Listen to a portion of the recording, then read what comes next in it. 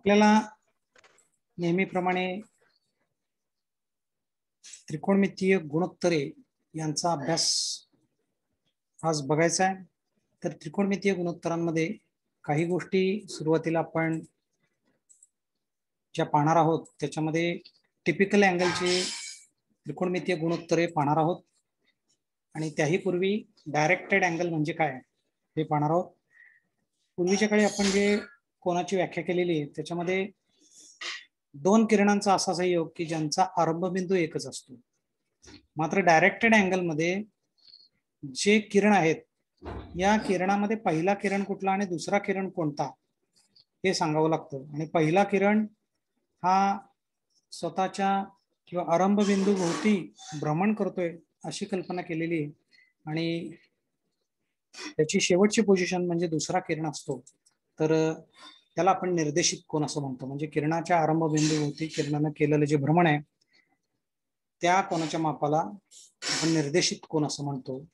मग आता हे जे भ्रमण आहे हे दोन दिशेमध्ये होऊ शकतं. पहिली गोष्ट म्हणजे घड्याळाच्या काट्याच्या विरुद्ध दिशेनं किंवा घड्याळाच्या काट्याच्या दिशेने. घड्याळाच्या काट्याच्या विरुद्ध दिशेनं जर झालं असेल तर तो कोन आपण धन पकडायचा. म्हणजे या ठिकाणी ओबी हा सुरुवातीचे किरण आहे आणि ओ ए हा शेवटचा किरण आहे किंवा अंतिम किरण आहे. आणि अशा वेळी जे भ्रमण झालेलं आहे तो मिळणारा कोन हा धन कोन पॉझिटिव्ह अँगल असं आपण म्हणतो. त्याच पद्धतीनं याच्या विरुद्ध म्हणजे घड्याळाच्या काट्याच्या विरुद्ध दिशेनं जर भ्रमण झालं म्हणजे सुरुवातीचा किरण ओ ए आहे आणि अंतिम किरण हा ओबी आहे तर अशा वेळी जे किरणाचं भ्रमण घडलेलं आहे त्यांना जो कोन झालेला आहे तो निगेटिव्ह अँगल असणार आहे किंवा ऋण कोन असणार आहे. याला आपण डायरेक्टेड अँगल असं म्हणायचं. त्यानंतर आपण टिपिकल अँगलचे गुणोत्तर बघणार आहोत. ट्रिग्नोमेट्रिक रेशोज बघणार आहोत आणि या रेशोज मध्ये सुरुवातीला 0 इथे जो टेबल दाखवलेला आहे 0, 30, 45, 60 आणि 90 आणि इथं जे आपण ट्रिग्नोमेट्रिक 6च्या 6 रेशो बघणार आहोत साइन, कॉस, टॅन, कोसेक, सेक आणि कॉट हे इथे लिहिलेले आहेत. आणि या सर्व किमती तर 5 गुणिले 6 म्हणजे या 30 किमती आहेत. या 30 किमतीचं पाठांतर करण्यापेक्षा लक्षात ठेवायच्या आहेत आणि त्या लक्षात कशा ठेवायच्या याचं टेक्निक मी पुन्हा एकदा या ठिकाणी सांगत आहे. तर इथे सुरुवातीला काय कराल की जे कॅप्शन आहे या टेबलचं ते पहिल्यांदा लिहून घ्या. म्हणजे थोडक्यात अँगलची माप 0, 30 अंश, 45 अंश, 60 अंश आणि 90 अंश किंवा रेडियन मध्ये π/6, 0, π/6, π/4, π/3 आणि π/2. त्यानंतर साइन थिटा लिहिण्याची लगेच घाई करायची नाही. तर त्या अगोदर काही कॉलम लिहायचे आणि त्या कॉलम मध्ये आपण काय ऍडजस्टमेंट करायचे ते पहा. इथे सुरुवातीला 0, 1, 2, 3, 4 असं लिहून घ्या. या ठिकाणी सूचना या सर्वात डाव्या बाजूला आपण लिहिलेल्या आहेत. त्यानंतर या 0, 1, 2, 3, 4ला प्रत्येकाला 4 न भागा आणि त्यामुळे 0/4, 1/4, 2/4, 3/4 आणि 4/4 हे अंक येतील. या सगळ्यांची वर्गमूळ घ्या आणि ही वर्गमूळ घेतल्यानंतर याचं जे सोपं रूप आहे ते साइन थिटाच्या कॉलम मध्ये द्या आणि हा साइन थिटा म्हणजे 0/4 म्हणजे 0. त्यानंतर 1/4चं वर्गमूळ म्हणजे 1/2, 2/4 म्हणजे 1/2 आणि त्याचं वर्गमूळ म्हणजे 1/2. त्यानंतर 3/4चं वर्गमूळ म्हणजे वर्गमुळात 3/2 आणि 4/4 म्हणजे 1. तर हे सिम्प्लिफिकेशन लिहिल्यानंतर आपल्याला कॉस थिटाचा कॉलम लिहायचा आहे.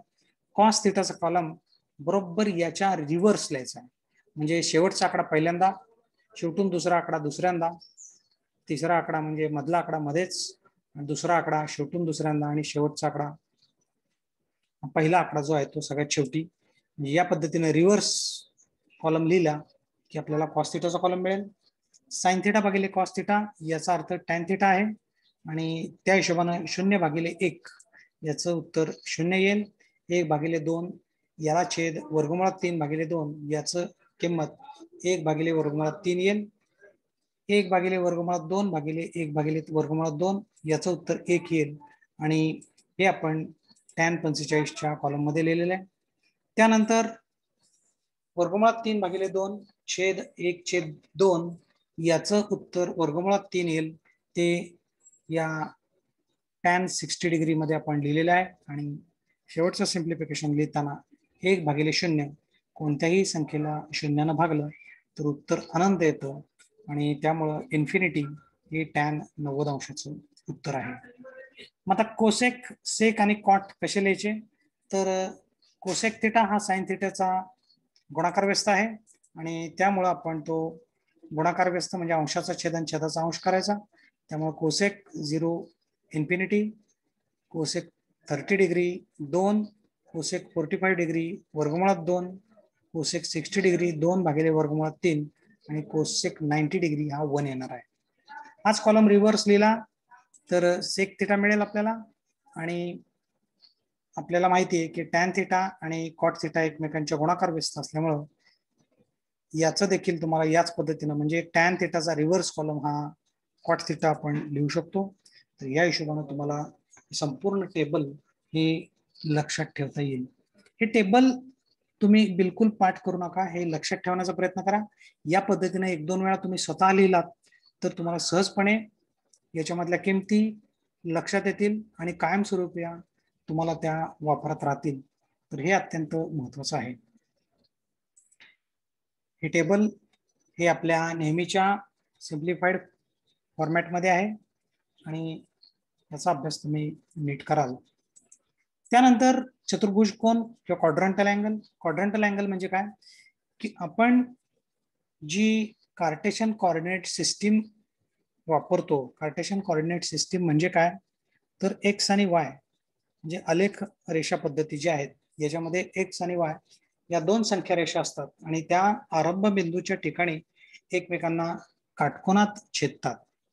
यामुळे जी सिस्टीम तयार होती ती कोऑर्डिनेट सिस्टीम. या सिस्टीमचा फायदा काय तर या प्रतलावरचा कोणताही बिंदू केवळ एक आणि एकच अंकांच्या जोडीनं आपल्याला व्यक्त करता येतो आणि कोणत्याही एका जोडीसाठी केवळ एकच बिंदू हा व्यक्त होत असतो. हा याचा फायदा आहे आणि या हिशोबानं इथे क्वाड्रंटल अँगल काय तयार होतील तर एकंदर तुमच्या लक्षात येईल की एक्स ओ एक्स असा एक कोण तयार होईल किंवा एक्स ओ वाय असा कोण तयार होईल किंवा एक्स ओ एक्स डॅश असा किरण देखील तयार होईल किंवा एक्स ओ वाय डॅश असा देखील अँगल तयार होईल. तर या पद्धतीनं क्वाड्रंटल अँगल तयार होतील. इथे आपण क्वाड्रंटल अँगल लक्षात घ्या की 0 डिग्रीचा असेल किंवा हा 90 अंशाचा असेल किंवा हा 180 अंशाचा असेल.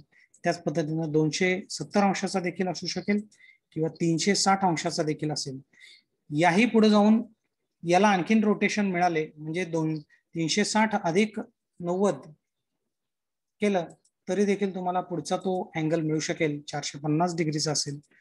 आणखीन एक पुढे क्वार्टर रोटेशन किंवा 90 अंश पुढे रोटेशन केलं तर 540चा मिळेल, 630चा मिळेल, त्यानंतर 720चा मिळेल अँड सो ऑन. किंवा विरुद्ध दिशेनं रोटेशन झालं तरी देखील वेगळे अँगल मिळतील. म्हणजे हा -90 अंशाचा असेल किंवा -180 अंशाचा पण मिळू शकेल, -270 अंशाचा असेल किंवा -360 अंशाचा देखील असेल. तर या पद्धतीनं तुम्हाला या क्वाड्रंटल अँगलच्या किमती मिळतील. तर क्वाड्रंटल अँगलचे ट्रिग्नोमेट्रिक रेशोज काय असतात हे आपण थोडक्यामध्ये बघणार आहोत आणि त्याचं टेबल इथं मी दाखवलेलं आहे. म्हणजे इथे क्वाड्रंटल अँगल सिरीजमध्ये कोणते येतील तर 0, 90, 180, 270, 360, 450, 540, 630 आणि 720 असे आपण 8-9 अँगल हे इथं घेतलेले आहेत. थोडक्यात इथे जो 90चा पाडा असेल 90 गुणिले 2, 90 गुणिले 3, 90 गुणिले 4, 90 गुणिले 5, 90 गुणिले 6, 90 गुणिले 7, 90 गुणिले 8, पुढे देखील तुम्ही 90 गुणिले 9, 90 गुणिले 10 असं भरपूर पुढे क्वाड्रंटल अँगल मिळवू शकता. हा उद्देश लक्षात घ्या की इथे जी सिरीज तयार झालेली 0, 1, 0, -1, 0, 1, 0, -1 ही सिरीज आहे, परफेक्ट सिरीज आहे. याच्यामध्ये काही फरक नाही, थोडाही बदल याच्यामध्ये घडणार नाही, याची पूर्ण शाश्वती आहे. कॉस थिटाच्या किमती बघितल्या तर 0, 1, 0 डिग्रीला कॉसची किंमत 1 येणार, म्हणजे 1 0 वजा 1 0 1 0 वजा 1 0 1 0 वजा 1 0 ही सिरीज परफेक्ट राहणार. टॅन थिटाचा जर विचार केला तर 0 इन्फिनिटी 0 वजा इन्फिनिटी 0 इन्फिनिटी 0 वजा इन्फिनिटी अशी सिरीज परफेक्ट राहणार.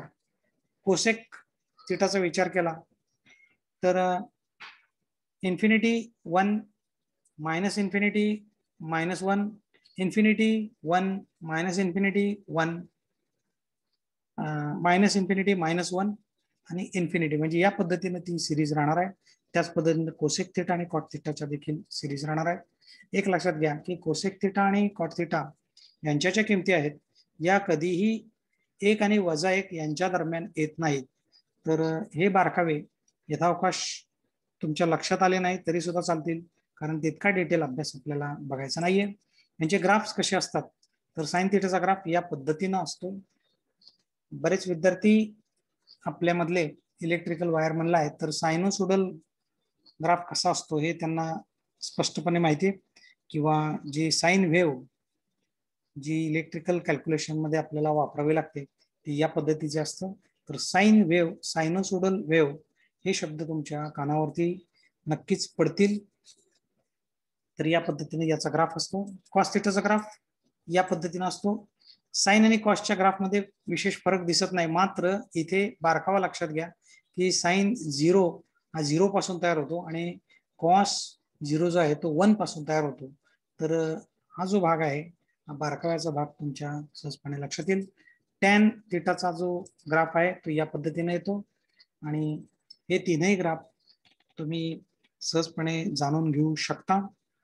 त्यानंतर आपल्याला मानक कोन म्हणजे काय बघायचंय. Standard angle in standard position म्हणजे काय, तर मानक कोनाची व्याख्या अत्यंत साधी आणि सोपी तुम्हाला सांगता येईल. त्या म्हणजे जो कॉर्डिनेट सिस्टीम आहे, कॉर्डिनेट सिस्टीम म्हणजे काय की एक्स आणि वाय अक्ष हे एकमेकांना काटकोनात छेदतात आरंभ बिंदूच्या ठिकाणी, आणि त्यामुळे आपण आलेख पद्धती जी तयार होते त्याला आपण कॉर्डिनेट सिस्टीम असं म्हणतो. ही रेने डेस्कार्ट नावाच्या एका गणितज्ञानं विस्तारित केलेली अशी पद्धती आहे आणि ती अत्यंत लाभदायक अशी ठरलेली आहे. इथे धन जो एक्स अक्ष आहे तो सुरुवातीचा किरण मांडला आणि अंतिम किरण जो आहे तो कोणताही मानला तर जो कोन तयार होतो त्याला मानक कोन असं म्हणतात, म्हणजे अँगल इन स्टँडर्ड पोझिशन असं म्हणलं जातं. अट काय, फक्त एकच अट की इनिशियल आर्म म्हणजे पॉझिटिव्ह एक्स अक्ष, म्हणजे थोडक्यात OX हा त्याचा पॉझिटिव्ह किंवा OX हे टर्मिनल आहे किंवा हा जो किरण आहे हा त्याचा इनिशियल टर्मिनल असलं पाहिजे किंवा सुरुवातीचा किरण असला पाहिजे, आणि अंतिम किरण मात्र नंतर डिफाईन करून सांगता येईल. म्हणजे थोडक्यात इथे कॉर्डिनेट सिस्टीम जर असेल तर मानक कोन तुम्हाला मिळताना आहे पहिला, दुसरा, तिसरा, चौथा. हा जो कोन आहे हा पहिल्या क्वाड्रंट मधला मानक कोन दिसतोय. हा समजा दुसऱ्या क्वाड्रंट मधला मानक कोन, हा समजा चौथ्या क्वाड्रंट मधला मानक कोन किंवा स्टँडर्ड अँगल. तर या पद्धतीने या स्टँडर्ड अँगलच्या व्याख्या आहेत. यानंतर आपल्याला स्टँडर्ड अँगलचा विचार करून जी किंवा त्यांची जी चिन्ह आहेत ती कोणत्या क्वाड्रंट मध्ये कोणती असतात याचा थोडंसं अनालिसिस करायचं आहे, आणि ते अनालिसिस हे आपण पाहूया. समजा हा एक्स अक्ष हा वाय अक्ष, या एक्स अक्षावरती आणि वाय अक्षावरती किंवा हे एक्स आणि वाय अक्ष एकमेकांना काटकोनात आरंभ बिंदूच्या ठिकाणी छेदतात, आणि या हिशोबाने तुम्हाला पहिला क्वाड्रंट, दुसरा क्वाड्रंट, तिसरा आणि चौथा मिळत असतात. पहिल्या क्वाड्रंट मध्ये दोन्ही निर्देशक पॉझिटिव्ह असतात, एक्स सुद्धा पॉझिटिव्ह, वाय सुद्धा पॉझिटिव्ह. दुसऱ्या चरणामध्ये एक्स निगेटिव्ह असतो मात्र वाय पॉझिटिव्ह असतो. तिसऱ्या चरणामध्ये एक्स आणि वाय दोघंही निगेटिव्ह असतात, आणि चौथ्या चरणामध्ये एक्स पॉझिटिव्ह असतो आणि वाय हा नेहमी निगेटिव्ह असतो. हे झालं एक्स आणि वायच्या चिन्हांविषयी. मात्र अँगल कसे असतील किंवा अँगलची किमती या कशा असतील याचा आपल्याला मागोवा घ्यायचा आहे.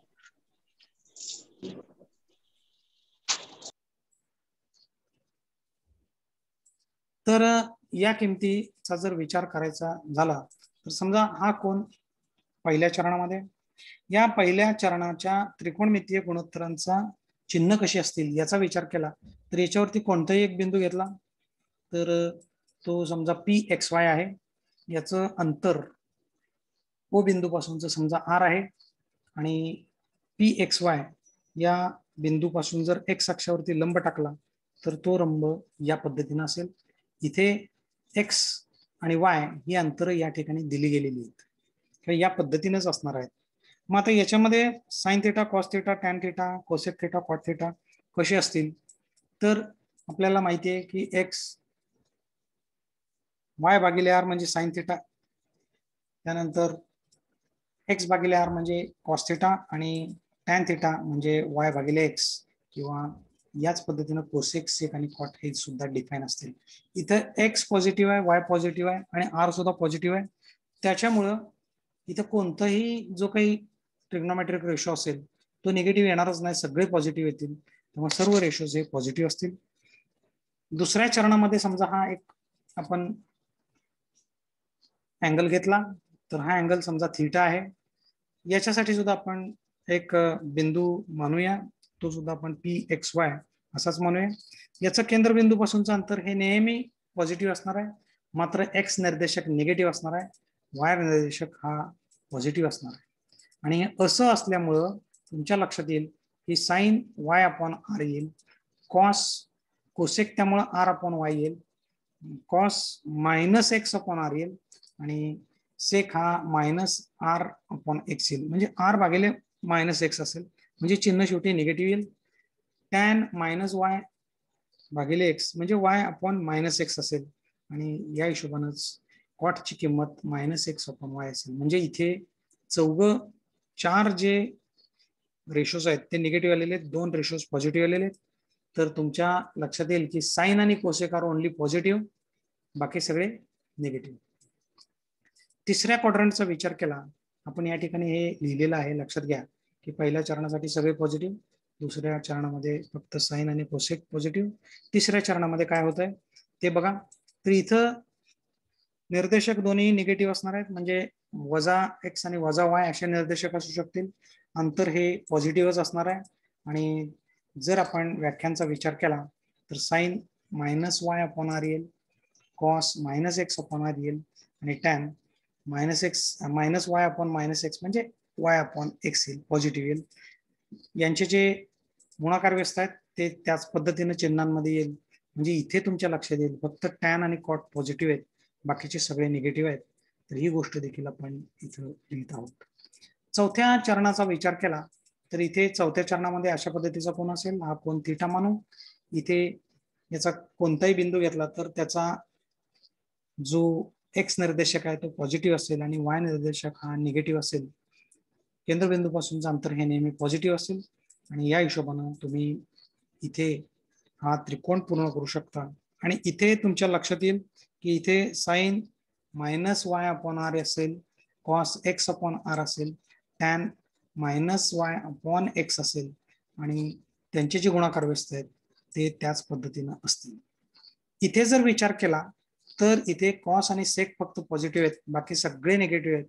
तर या हिशोबाने तुम्ही या चरणामध्ये काय काय पॉझिटिव्ह असतील हे देखील सहजपणे तुमच्या लक्षात येते. तर हे लक्षात कसं ठेवायचं, तर हे लक्षात ठेवण्यासाठी तुम्ही एकच गोष्ट लक्षात ठेवा, त्याच्यासाठी साइन कॉस टॅन यांचेच फक्त रेशोज, त्यांची चिन्ह फक्त लक्षात ठेवायची आणि 4 भाग करायचे की ऑल साइन टॅन कॉस, म्हणजे काय की इथे ऑल, इथे सिल्वर, इथे टी आणि इथे कप्स, हे 4 अक्षर आपण लक्षात ठेवली. याचा अर्थ काय की ऑल म्हणजे all trigonometric ratios are positive, silver म्हणजे only sine is positive, sine positive झाला की आपोआप कोसेक पॉझिटिव्ह येईल. इथे टी याचा अर्थ अध्याक्षर टॅन, टॅन पॉझिटिव्ह याचा अर्थ कॉट देखील पॉझिटिव्ह आणि इथं कप्स याचा अर्थ कॉस पॉझिटिव्ह आणि त्याचबरोबर सेक देखील पॉझिटिव्ह येईल. तर ऑल सिल्वर टी कप्स, सर्व चंदेरी चहाचे कप हे लक्षात ठेवलं की तुम्हाला सर्व ट्रिग्नोमेट्रिक रेशोची चिन्ह सहजपणे कोणत्या क्वाड्रंटमध्ये कशी असतील हे लक्षात येईल.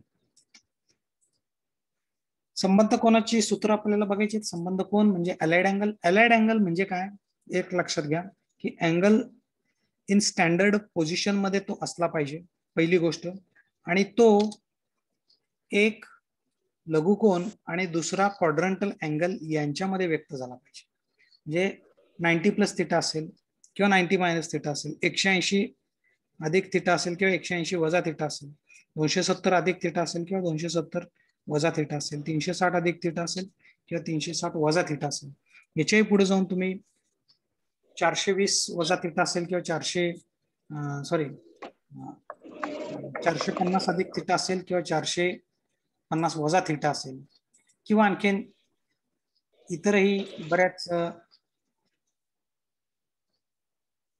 रेशोज नुसार तुम्हाला ते लक्षात येईल. तर इथे क्वाड्रंटल अँगलची एवढी सूत्र आपण दिलेली आहेत. तर ही सगळी सूत्र लक्षात कशी ठेवायची हे लक्षात घ्या. इथे सुरुवातीला तुम्ही ज्या गोष्टी विचारात घ्यायच्या आहेत याच्यामध्ये ही प्लेन कोऑर्डिनेट सिस्टीम, या प्लेन कोऑर्डिनेट सिस्टीम मध्ये एकच गोष्ट लक्षात ठेवायची की ऑल सिल्वर टी कप्स, म्हणजे थोडक्यात कोणत्या क्वाड्रंट मध्ये कोणते रेशोज पॉझिटिव्ह आहेत हे लक्षात ठेवायचं. आणि त्यानुसार तुम्हाला या गोष्टी सहजपणे लक्षात येतील. इथे वाय अक्षावरती जर कोन बदलला तर साईनचा कॉस करायचा, कॉसचा साईन करायचा, टॅनचा कॉट करायचा, हे लक्षात ठेवा. आणि एक्स अक्षावरती जर कोन बदलला तर साईनचा साईनच ठेवायचा, म्हणजे बदल करायचा नाही, एवढं लक्षात ठेवा. मग तुम्हाला सहजपणे हे अँगल्स कसे लक्षात येतील ते लक्षात घ्या. हा अँगल तुम्हाला 90 मायनस थिटा असा लिहिता येईल. आणि इथे साईन, कॉस, टॅन, कोसेक, सेक, कॉट हे तुमच्या सहजपणे लक्षात येतील. यांची चिन्ह काय असतील तर सगळे पॉझिटिव्ह असतील आणि सगळे पॉझिटिव्ह आहेत. इथे 90 हा वाय अक्षावरती आहे, त्याच्यामुळे साईनचा कॉस करा, कॉसचा साईन करा, टॅनचा कॉट करा, कोसेकचा सेक करा, सेकचा कोसेक करा आणि कॉटचा टॅन करा. आणि त्या हिशोबानं तुम्हाला ही सूत्र सहजपणे लिहिता येतील. ही सूत्र लिहिल्यानंतर पुढचा अँगल आपण बघूया. 90 प्लस थिटा. 90 प्लस थिटा अशा पद्धतीने असेल. आणि 90 प्लस थिटा साठी आपल्याला जे 6 त्रिकोणमितीय गुणोत्तर आहेत ते आपण इथे लिहूया. याच्यामध्ये दुसऱ्या चरणामध्ये फक्त साइन आणि कोसेक एवढेच पॉझिटिव्ह आहेत, बाकी सगळे निगेटिव्ह आहेत. आणि या किमतींची चिन्ह पहिल्यांदा लिहून घ्या. इथे 90 वाय अक्षावरती, साईनचा कॉस करायचा, कॉसचा साईन करायचा, टॅनचा कॉट करायचा, या गोष्टी आपण लक्षात घ्यायच्या. आणि या हिशोबानं केवळ इथे साईनचा कॉस करा, कॉसचा साईन, टॅनचा कॉट, कोसेकचा सेक, सेकचा कोसेक आणि कॉटचा टॅन करा. या हिशोबाने तुम्हाला दुसरा गट मिळेल. तिसऱ्या गटामध्ये याच पद्धतीचा कोन, फक्त तो 180 वजा थिटा या स्वरूपात आपल्याला लिहिता येतो. आणि 180 वजा थिटा जर आपण लिहिला तर आपल्याला कशा पद्धतीने सूत्र मिळतात हे लक्षात घ्या. दुसरा चरण आहे, त्याच्यामुळे फक्त साईन आणि कोसेक पॉझिटिव्ह, ते फक्त पॉझिटिव्ह लिहा, बाकी सगळे निगेटिव्ह लिहा. आता या चरणामध्ये तुमच्या लक्षात येतंय की 180 हा एक्स अक्षावरती आहे, त्यामुळे साईन मध्ये काही बदल करायचा नाही. साईनचा साईन ठेवा, कॉसचा कॉस ठेवा, टॅनचा टॅन ठेवा. आणि त्या हिशोबाने तुम्हाला सर्वच्या सर्व रेशोज ची सूत्र ही लिहिता येतील. त्यानंतरचा ट्रिग्नोमेट्रिक रेशोज या पद्धतीचा असेल. हा 180 अधिक थिटा या कॅटेगरीमध्ये बसेल. आणि हा 180 अधिक थिटा बसण्या किंवा ही कॅटेगरी तुमच्या लक्षात येते की इथे तिसऱ्या चरणामध्ये जे पॉझिटिव्ह रेशो आहेत ते फक्त टॅन आणि कॉट आहेत, त्यांचीच चिन्ह फक्त पॉझिटिव्ह येतील, बाकीच्या सगळ्यांची चिन्ह निगेटिव्ह येतील. ही चिन्ह एकदा देऊन घेतली की आता सहजपणे तुमच्या लक्षात येईल 180 एक्स अक्षावरती आहे, त्यामुळे साईनचा साईन ठेवायचा, कॉसचा कॉस आणि टॅनचा टॅन. आणि या हिशोबानं सगळी सूत्र तुम्ही सहजपणे लिहू शकाल. हाच कोन दुसऱ्या पद्धतीने पण आपल्याला व्यक्त करता येतो आणि तो 270 वजा थिटा असा आपल्याला व्यक्त करता येतो. आणि हा 270 वजा थिटा असा व्यक्त केला तर आपल्याला कशा पद्धतीने सूत्र लिहिता येतात हे लक्षात घ्या. पुन्हा हा तिसऱ्याच चरणामध्ये आहे, त्यामुळे फक्त टॅन पॉझिटिव्ह, बाकी सगळे निगेटिव्ह. त्यामुळे ही चिन्ह पहिल्यांदा देऊन घ्या. ही चिन्ह दिल्यानंतर 270 हा वाय अक्षावरती आहे आणि हा लिहिताना आपण साईनचा कॉस करायचा, कॉसचा साईन करायचा, टॅनचा कॉट करायचा, हे मात्र लक्षात ठेवायला विसरू नका.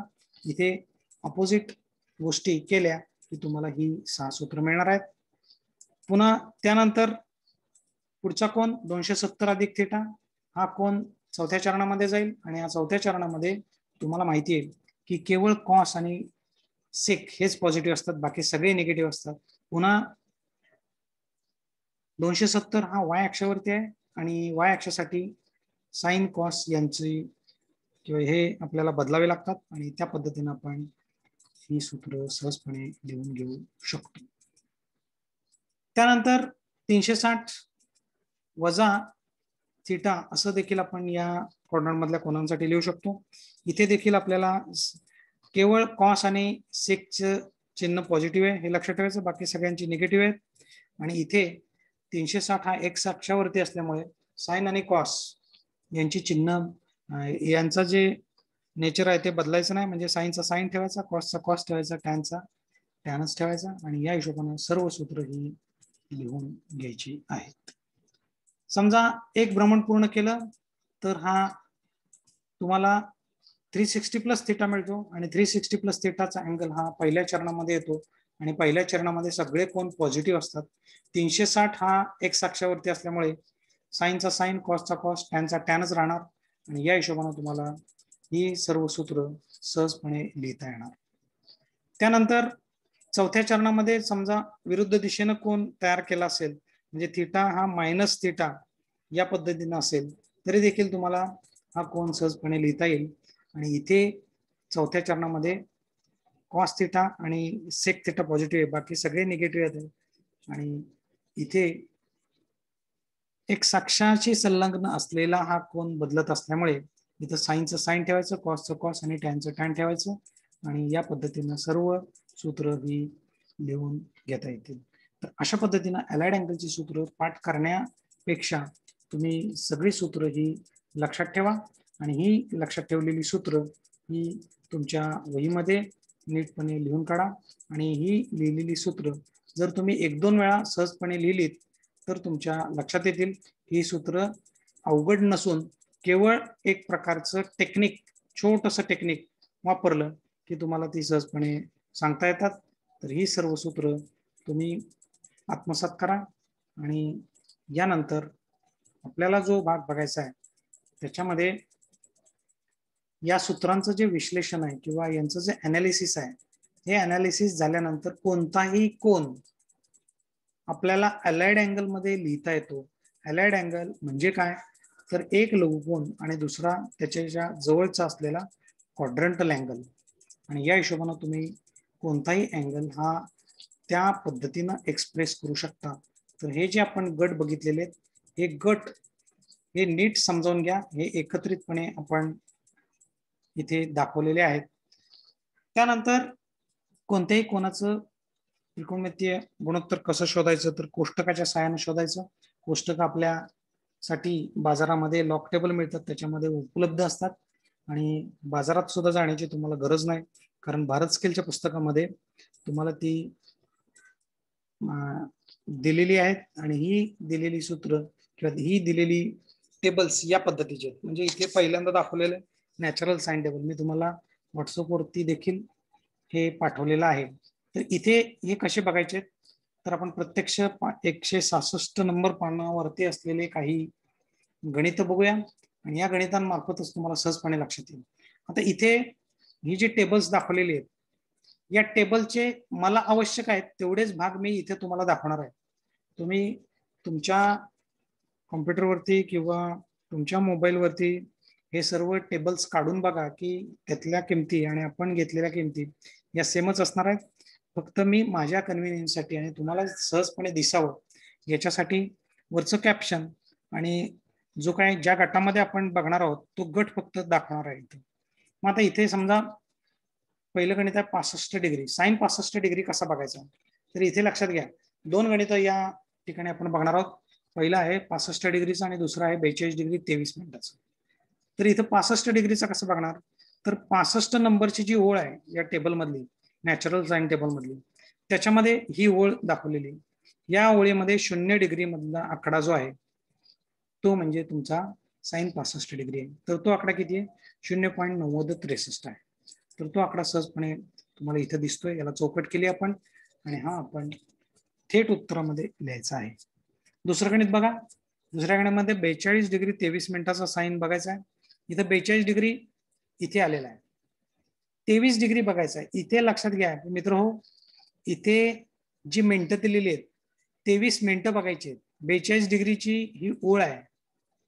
मिनिटांच्या ओळी कशा आहेत? कॉलम आहेत ते. पहिला मिनिट 0वा मिनिट आहे, नंतर 6वा आहे, 12वा आहे, 18वा आहे, 24वा आहे, 30वा आहे, 36, 42, 48, 54 हे सरळ पाडे आहेत. 6चा पाडा आहे हा, हे लक्षात घ्या. आणि इथे 23 मिनिट असणार नाहीये कारण तो 6च्या पाड्यात येत नाही. मग त्याच्यापेक्षा लहान संख्या कोणती आहे? तर 18 आहे. तर तो 18 मिनिटाखालची संख्या वाचायची.